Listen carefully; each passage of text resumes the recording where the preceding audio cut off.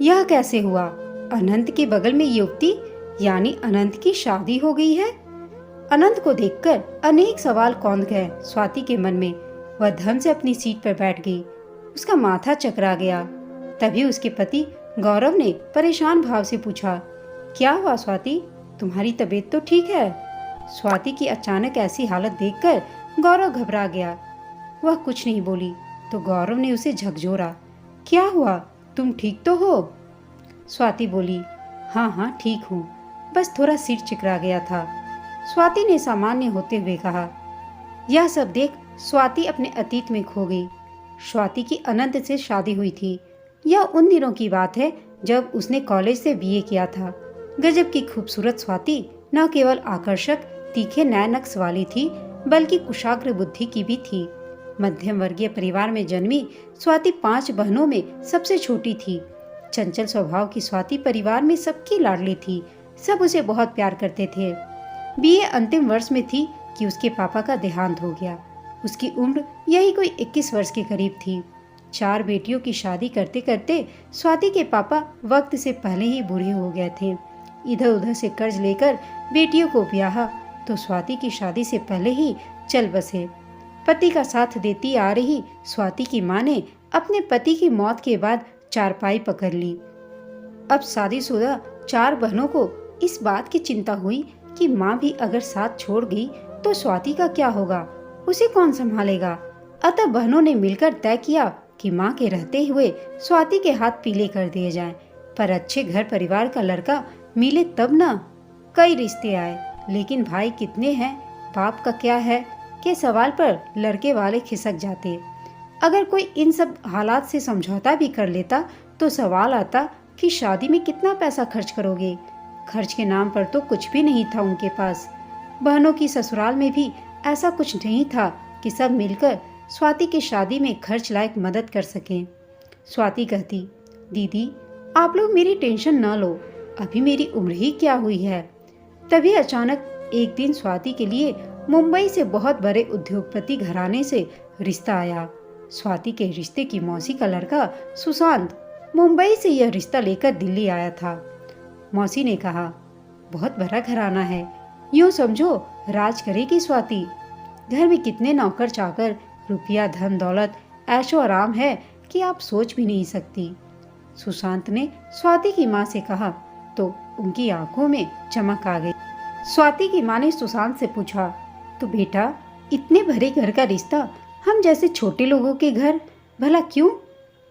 सब बहुत अच्छा है मौसी, बस एक छोटी सी कमी है, सुशांत ने कहा। सुशांत अपनी बात पूरी करता उससे पहले ही स्वाति की मां ने उत्सुकता पूर्वक पूछा, वाह क्या बेटा, कोई बीमारी है क्या लड़के को या कोई ऐब है? नहीं नहीं मौसी, ऐसी कोई खास बीमारी नहीं है। बचपन में लड़के के एक पाँव में तकलीफ हो गई थी, पर मौसी इसका इलाज जल्दी होने लगेगा अमेरिका में, सुशांत ने एक स्वर में अपनी बात कही। स्वाति की मां ने कहा, पर बेटा अगर ठीक नहीं हुआ तो? अरे मौसी, अरबों रुपये हैं उनके पास, कोई छोटा मोटा घर नहीं है, इलाज पर पानी की तरह पैसा बहा देंगे। उनका अमेरिका के किसी बड़े डॉक्टर से बात चल रही है। सुशांत ने फिर कहा, वो तो ठीक है बेटा, पर स्वाति की मां को बीच में रोकते हुए सुशांत फिर बोला, मौसी आप बिल्कुल चिंता न करें, स्वाति मेरी बहन है, मैं इसका रिश्ता गलत घर या गलत लड़के से कराऊंगा क्या? मेरी नाक नहीं कट जाएगी। सुशांत ने अपनापन दिखाते हुए कहा तो मां के मन में बात जमती नजर आई। आखिर सुशांत ने अपने तर्क देकर मां और बड़ी बहनों को स्वाति की शादी के लिए राजी कर लिया। स्वाति ने कुछ दिन विरोध किया, लेकिन सब बहनों और मां ने अपनी गरीबी और हालात का वास्ता देकर स्वाति को मना लिया और फिर एक दिन स्वाति की अनंत से शादी हो गई। स्वाति मुंबई आ गई। जैसे सुशांत ने बताया था वैसे ही सब शाही ठाट बाट थे अनंत के घर। पता नहीं कितने नौकर चाकर, गाड़ियां, बहुत बड़ा महल सा घर, सास ससुर। बस अनंत इकलौता था उनका, अपने माँ बाप का वह इकलौता बेटा था। सबका दुलार और प्यार मिला स्वाति को। अनंत का एक पैर बचपन में पोलियाग्रस्त हो गया था। वह बैसाखी के सहारे चलता था। बड़ा अजीब लगता जब वह स्वाति जैसी नौ यौवना के साथ चलता। स्वाति को शुरू में बड़ी शर्म महसूस होती, जब लोग उसे देखते। किसी प्रोग्राम में जाते या मार्केट, लोग घूरने वाले अंदाज से दोनों को देखते। लेकिन स्वाति ने खुद को समझाया। अनंत का प्यार देखकर उसने निर्णय लिया कि वह अनंत का सहारा बनेगी, उसको दुनिया दिखाएगी। और सच में स्वाति ने यही किया। धीरे धीरे स्वाति ने अनंत के कारोबार को भी समझा और संभाल लिया। देश भर में अनंत को लेकर घूम फिर रही थी स्वाति। वह मुंबई में होने वाले हर कार्यक्रम में जाती। स्वाति हाथ थाम कर चलती थी अनंत का। वो दोनों खूब एंजॉय करते अपनी जिंदगी में। एक दिन एक क्लब के बहुत बड़े प्रोग्राम के बाद स्वाति अपने पति अनंत का हाथ थामे बाहर आ रही थी कि उसे सामने से गौरव आता नजर आया। वही गौरव जिसने स्वाति के साथ बीए की थी। बहुत ही स्मार्ट और आकर्षक युवक था वह। हेलो गौरव। स्वाति की नजर जैसे ही गौरव पर पड़ी, स्वाति ने कहा, हाय स्वाति, कैसी हो भाई, आजकल कहाँ हो? गौरव ने करीब आते हुए स्वाति से पूछा। स्वाति ने कहा, यहीं हूँ मुंबई में, शादी हो गई है मेरी, 2 साल हो गए हैं। स्वाति ने भी चहकते हुए कहा। अच्छा, 2 साल हो भी गए? गौरव ने आंखें फाड़ कर आश्चर्य से कहा। हाँ, 2 साल। और ये है मेरे पति अनंत। स्वाति ने अपने पति का परिचय करवाया। हेलो, माई सेल्फ गौरव। गौरव ने अनंत की ओर मुखातिब होते हुए कहा और अपना हाथ अनंत की ओर बढ़ा दिया। अनंत, ये मेरे कॉलेज का फ्रेंड है गौरव, स्वाति ने भी कहा। जब अनंत लंगड़ाते हुए आगे बढ़ा और अपना हाथ आगे बढ़ाया तो गौरव कुछ समझ ही नहीं पाया। हेलो गौरव, मैं अनंत शर्मा। गौरव प्रश्नवाचक नजरों से स्वाति की ओर देख रहा था। वह कुछ बोल नहीं पाया। गौरव ने बताया कि वह दिल्ली से मुंबई शिफ्ट हो गया है, यहाँ एक कंपनी में उच्च पद पर है और अभी तक शादी नहीं की है उसने। स्वाति और गौरव ने फिर मिलने और एक दूसरे को घर आने का न्योता दिया। दोनों ने अपने अपने मोबाइल नंबर भी दिए और विदा हो गए। गौरव उस रात सो नहीं पाया। वह कॉलेज टाइम से ही स्वाति से प्यार करता था, लेकिन कभी अपने प्यार का इजहार नहीं कर पाया। उसके दिमाग में कई सवाल चल रहे थे। स्वाति ने एक अपाहिज से शादी क्यों की? सोचते सोचते वह सो गया। लेकिन गौरव ने यह फैसला किया कि वह कभी स्वाति से पूरी बात जरूर पूछेगा। उसने एक दिन स्वाति को फोन किया। स्वाति ने कहा कि वह शाम को जरूरी काम से मार्केट जाएगी, तब मिलते हैं। दोनों ने एक कॉफी शॉप पर मिलना तय किया। स्वाति ने गौरव को सब बातें बताई, शादी से पूर्व और शादी के बाद से अब तक की एक एक बात स्वाति ने गौरव से साझा की। उसने यह भी कहा कि वह अनंत और उसके परिवार के साथ खुश है। अनंत के करोड़ों रुपए के टर्नओवर वाला कारोबार भी वही संभाल रही है। गौरव को बहुत बड़ा आश्चर्य हुआ कि किस तरह मजबूरियों में स्वाति ने सब कुछ स्वीकार किया और अब इन हालातों में भी वह खुश है। गौरव ने अपनी बातें भी बताई। उस शाम स्वाति को घर पहुंचने में थोड़ी देर हो गई। अकेली ही थी और गाड़ी भी खुद ड्राइव करके लाई थी, तो अनंत को काफी चिंता हुई। घर आने पर उसने अनंत से कहा, आप मेरी टेंशन मत लिया कीजिए, आपकी स्वाति अब मुंबई में नई नहीं रही, सारा आइडिया है मुझे मुंबई का। गौरव से स्वाति का मेल मिलाप बढ़ने लगा। गौरव कई बार स्वाति के घर भी आया। गौरव और अनंत भी मित्रवत मिलते, लेकिन स्वाति और गौरव की निकटता धीरे धीरे बढ़ती जा रही थी।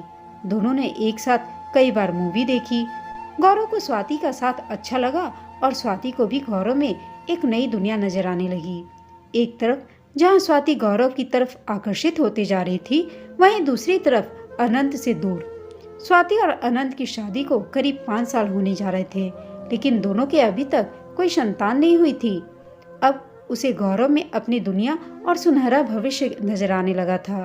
धन दौलत, ऐशो आराम और नर्म बिछौने उसके लिए कांटों की सेज लगने लगे। अनंत भले ही अपाहिज था, लेकिन वह पूरी कोशिश करता कि वह स्वाति को खुश रखे, उसे किसी प्रकार की कमी महसूस नहीं होने देता। अनंत अक्सर स्वाति से कहता, स्वाति, तुमने जितना मेरा साथ दिया है उसका कर्ज मैं कभी नहीं चुका पाऊंगा। शीघ्र ही मेरे पैर का इलाज होगा तो तुम्हें अपने बूते पर दुनिया की सैर मैं कराऊंगा। लेकिन गौरव से मिलने के बाद स्वाति का बदला रुख अनंत महसूस करने लगा था, लेकिन वह स्वाति से कुछ बोल नहीं पाता, बस बच्चों की तरह बिलख कर रह जाता। उसे एहसास होने लगा था कि स्वाति और गौरव की निकटता कुछ नया गुल खिलाएगी। स्वाति का देर सवेर घर आना ऑफिस से भी गायब रहना शक पैदा करता था। अनंत के मम्मी पापा तक भी ये बात पहुंचने देर नहीं लगी कि स्वाति का ध्यान अनंत और कारोबार में न होकर कहीं और है। उन्होंने स्वाति से बात की, लेकिन बड़ी सफाई से स्वाति बहाना बनाकर टाल गई। कभी कारोबार तो कभी किटी फ्रेंड्स के साथ जाने की बात वह कह देती। अनंत के पापा ने एक दिन तय किया कि वह स्वाति पर नजर रखेंगे। उन्होंने एक प्राइवेट डिटेक्टिव एजेंसी से संपर्क कर स्वाति पर नजर रखने का अनुबंध किया। एजेंसी ने जो रिपोर्ट दी वह चौंकाने वाली थी। स्वाति का समय गौरव के साथ व्यतीत हो रहा था। उसने 5 सितारा होटल में रूम भी बुक करा रखा था, जिसमें गौरव और स्वाति अक्सर मिलते। एक दिन डिटेक्टिव एजेंसी ने सूचना दी कि स्वाति और गौरव होटल में हैं। अनंत के मम्मी पापा बिना वक्त गंवाए होटल जा पहुंचे। अनंत के पापा ने होटल के रूम की डोरबेल बजाई। स्वाति और गौरव रूम में ही थे। उन्होंने सोचा कोई वेटर होगा। गौरव ने दरवाजा खोला। सामने अनंत के मम्मी पापा को देखकर उसके चेहरे पर हवाइयाँ उड़ने लगी, मानो पैरों तले जमीन खिसक गई हो। आप? उसके मुंह से अचानक निकला। हाँ, हम बेशर्म इंसान, अनंत के पापा ने गौरव को अंदर ढकेलते हुए कहा। स्वाति अपने गुस्से से भरे सास ससुर को यूं अचानक सामने देख दंग रह गई। उसने तो इसकी कल्पना भी नहीं की थी। स्वाति, क्या यह सब? सास ने चीखते हुए पूछा। नजर गराए खड़ी रही स्वाति और वह कुछ नहीं बोल पाई। हमारी छूट और लाड प्यार का यह सिला दिया है तुमने? ससुर जी भी चीख पड़े। हाँ, यही सच है। अब क्या समझते हैं, सारी उम्र मैं यूं ही गुजार दूं? स्वाति भी बोल पड़ी। एक अपाहिज के साथ? मेरे भी अरमान हैं, आखिर कब तक मैं उसके साथ रहूं? स्वाति अचानक घायल शेरनी की तरह चीख पड़ी। तो रहो इसके साथ ही, हमारे घर के रास्ते अब बंद है तुम्हारे लिए, सास ने स्वाति की बात का जवाब देते हुए कहा। ज्यादा बहस करने का मतलब था गौरव और स्वाति से झगड़ा करना, जो ज्यादा उचित नहीं था। गौरव और स्वाति को वहीं छोड़ सास ससुर गुस्से में भरे होटल से बाहर चले गए। उस दिन शाम को स्वाति घर आई। वह चुपचाप अपने रूम में चली गई। अनंत को मम्मी पापा से होटल में जो कुछ हुआ उसकी जानकारी मिल चुकी थी। रात को दोनों का झगड़ा भी हुआ। अनंत ने कहा, अब मेरी लाइफ में तुम्हारा कोई काम नहीं है स्वाति, तुम जाओ अपनी दुनिया में खुश रहो। और एक दिन गौरव के मुंह पास में बंधी स्वाति चुपचाप घर से चली गई। बस एक खत लिखा था उसने अनंत के नाम।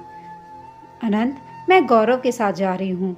आपने मुझे बहुत अपनापन दिया, आपकी आभारी हूँ। मुझे खोजने की कोशिश मत करना। स्वाति घर छोड़कर जा चुकी थी। वह जो कामकाज देख रही थी, अनंत के पापा ने उसे फिर से संभाला। उन्होंने बैंक, लेनदारों और समस्त लेन देन की जानकारी ली। उनके सामने चौंकाने वाले तथ्य सामने आए। होटल के लाखों रुपयों के बिलों का भुगतान किया गया था। 1 करोड़ रुपए से ज्यादा की नकदी और 50 लाख के जेवर गायब थे। अनंत के परिवार के लिए यह बहुत बड़ा विश्वासघात था। परिवार की ही बहू घर से करोड़ों की नकदी व जेवर लेकर अपने प्रेमी के साथ चली गई थी। किसी सदमे से यह कम नहीं था। वक्त धीरे धीरे बड़े बड़े जख्म को भर देता है। 1 साल गुजर चुका था। अनंत का परिवार बहू से मिले जख्म को नियति मानकर सामान्य हो रहा था कि एक दिन वकील का नोटिस मिला। स्वाति ने तलाक का नोटिस भेजा था। अनंत के परिवार वाले अवाक रह गए। अब भी कोई कसर बाकी थी क्या? ऐसी कौन सी दुश्मनी थी जो स्वाति निकाल रही थी? उसने 10 करोड़ के भरण पोषण राशि की भी मांग की थी। स्वाति का यह नया रूप किसी व्रजपात से कम न था। आखिर परिवार की इज्जत का सवाल था। फजीहत होते नहीं देख सकते थे वे। अनंत के मम्मी पापा ने तय किया कि आपसी सहमति से दोनों का तलाक और भरण पोषण की राशि देकर स्वाति से छुटकारा पा लिया जाए। अनंत और स्वाति का तलाक भी हो गया। 8 करोड़ रुपये स्वाति को बतौर भरण पोषण दिए गए। स्वाति ने गौरव से शादी कर ली। वह खुश थी नई दुनिया में आकर। अनाप शनाप खर्च, स्वाति को तलाक में मिले करोड़ों रुपये पाकर गौरव भी अय्यास हो चला था। उसने 5 सितारा होटलों में पार्टियां की, क्रिकेट सट्टे में रुपये फूंक डाले। गौरव इस कदर अय्यास और शराब का आदी हो चुका था कि पैसे के लिए वह स्वाति से अक्सर मारपीट करने लगा। एक दिन शराब के नशे में गौरव बाइक से कहीं जा रहा था। तभी अचानक एक घटना घटी। गौरव बाइक पर जा रहा था कि बस ने उसकी बाइक में टक्कर मार दी। वह सड़क पर जा गिरा। पीछे से आ रही दूसरी बस से गौरव के पैर बुरी तरह कुचल गए। स्वाति को जैसे ही इसकी सूचना मिली, वह बदहवास दौड़ी चली आई हॉस्पिटल। गौरव को ऑपरेशन थिएटर ले जाया जा चुका था। गौरव के कुछ अन्य मित्र भी वहां पहुंच चुके थे। डॉक्टर्स की टीम ने स्वाति को बताया कि गौरव की टांगे बुरी तरह कुचली जा चुकी थी। उन्हें काटना पड़ेगा क्योंकि वह अब ठीक नहीं होने योग्य है। स्वाति की आंखों के सामने मानो अंधेरा छा गया। उसे अपनी दुनिया लुटती नजर आई। गौरव के दोनों पैर घुटने के ऊपर तक काटे जा चुके थे। दुर्घटना में टांगे खो चुके गौरव के लिए यह संभव नहीं था कि मुंबई जैसे महानगर में वह रह पाए। अपाहिज हो चुका गौरव अब चिड़चिड़ा भी हो गया। वह चाहता था कि 24 घंटे स्वाति उसकी सेवा में लगी रहे, एक पल भी दूर न रहे। स्वाति को अपनी गुजरी जिंदगी के दिन याद आ जाते हैं, जब स्वाति अनंत को छोड़कर उसके पास चोरी छिपे दौड़ी चली आती थी। उसे लगने लगा कि स्वाति ने जैसे अनंत के साथ बेवफाई की, वैसे उसके साथ भी वह कर सकती है। वह जरा भी इधर उधर जाती तो गौरव झल्ला पड़ता। कहाँ गई थी? किससे मिलने गई थी? कौन है वो? यह सब सुन स्वाति को लगता जैसे उसके कानों में किसी ने पिघलता हुआ शीशा डाल दिया हो। ऐसे शब्द भेद वानों से चित्कार उठता था उसका मन, पर करती भी क्या? उसका अतिथि उसकी सजा बन रहा था। उसे अनंत की बड़ी याद आती, पर अब कर भी क्या सकती थी। धीरे धीरे उनके समक्ष आर्थिक संकट भी खड़ा हो रहा था। गौरव के इलाज पर काफी पैसा खर्च हो चुका था। आखिर दोनों ने तय किया कि दोनों दिल्ली लौट जाएंगे, वहीं अपने शहर में कोई कामकाज करेंगे। गौरव और स्वाति ने दिल्ली जाने का फैसला किया। तभी मुंबई एयरपोर्ट पर दिल्ली के लिए एयर इंडिया की फ्लाइट में गौरव को व्हील चेयर पर लेकर स्वाति आई थी। वह अपने अतीत को तो खो चुकी थी, अब जो उसके हाथ में था वह उसे नहीं खोना चाहती थी। एक्सक्यूज मी मैडम, आप शायद अपनी बेल्ट बांधना भूल गई हैं। तभी एयर होस्टेस ने स्वाति से कहा। स्वाति अपने अतीत की यादों से वर्तमान में आ गई। थैंक्स, स्वाति ने इतना ही कहा। उसके मुंह से और कुछ न निकल पाया। उसने पीछे मुड़कर देखा, अनंत अभी भी बड़े शांत भाव से बैठा था। बगल में बैठी युवती उसके कंधे पर सिर टिकाकर सो रही थी। स्वाति महसूस कर रही थी कि जैसे वह आज खुद अपाहिज हो गई है मानो। उसे अपने किए पर बहुत अफसोस हो रहा था, लेकिन क्या फायदा, अब बहुत देर हो चुकी थी। यह कहानी आपको कैसी लगी कमेंट करके बताइएगा। साथ ही कहानी अच्छी लगी हो तो इसे लाइक, शेयर और चैनल को सब्सक्राइब अवश्य कीजिएगा। कहानी सुनने के लिए आप सबका धन्यवाद।